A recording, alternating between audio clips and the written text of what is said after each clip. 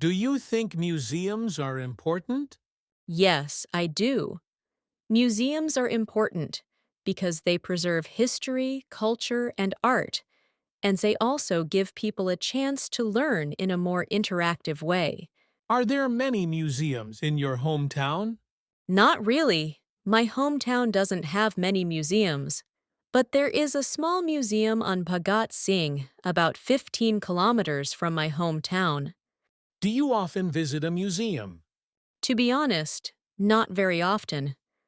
I usually only when I am traveling to another city. When was the last time you visited a museum? The last time I visited a museum was about a year ago when I went to a history museum in Delhi. I remember being really impressed by the ancient artifacts there.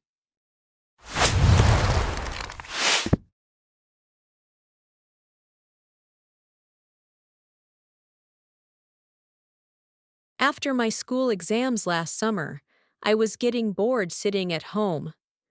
One evening, my close friends Rohit and Eamon called me and asked if I wanted to go on a short trip. I was excited but also nervous because it was my first time traveling without family. My parents agreed, and we quickly booked a 3-night trip to Manali. We traveled overnight by bus, and the journey itself was fun because we played music and shared snacks. As the bus moved higher into the mountains, the air became cooler, and the sky looked so clear compared to our city. We reached late at night, so we just went straight to the hotel. But the next morning, when I stepped out of the balcony, I saw the sunrise over the mountains. Honestly, it was breathtaking. The sun looked like a ball of fire slowly rising, and the peaks were glowing golden. The moon was also faintly visible in the clear blue sky, and some birds were flying in groups. This was the first time in my life that I was seeing sun and moon together during the day. I was really amazed how it could happen. We had tea at a small stall near the hotel, and sipping hot tea while watching that view felt heavenly. Of course, we clicked a lot of pictures to capture the beauty, though the camera couldn't do full justice.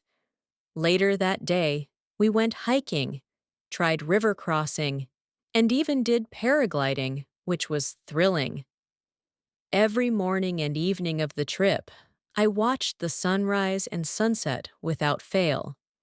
The silence of the mountains during those golden hours gave me peace I had never felt before. I realized how different it is from the noisy and polluted city life. By the end of the trip, I felt refreshed, and I promised myself to take more nature trips in the future. Truly, that sunrise in Manali is something I will never forget.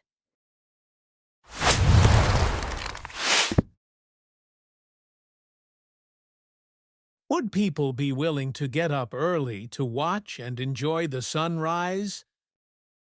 Well, I think some people are willing to wake up early for a sunrise because it feels peaceful and refreshing. For example, when I visited Shimla, I woke up at 5 a.m. to watch the sunrise from the hills, and it was worth it. On the other hand, many people, especially youngsters, prefer sleeping late instead of waking up early. When would people watch the sky? Well, I believe people usually watch the sky in the evening when the sun sets, or at night when stars are visible. Sometimes even during the day, like when clouds look beautiful before rain. Personally, I like to sit on my terrace at night and just look at the stars. Do many people pay attention to the shapes of stars? To be honest, not many people notice the shapes of stars because life is busy and they don't spend much time looking up. But some people, especially children or those interested in astronomy, like to recognize shapes such as the Big Dipper or Orion. I remember once in school my teacher showed us star constellations during a night camp. What do people usually see in the sky in the daytime? Well, in the daytime, people usually see the sun, clouds, and sometimes airplanes or birds. If the weather is clear, the sky looks bright blue. On hot summer afternoons, the strong sun is the main thing everyone notices.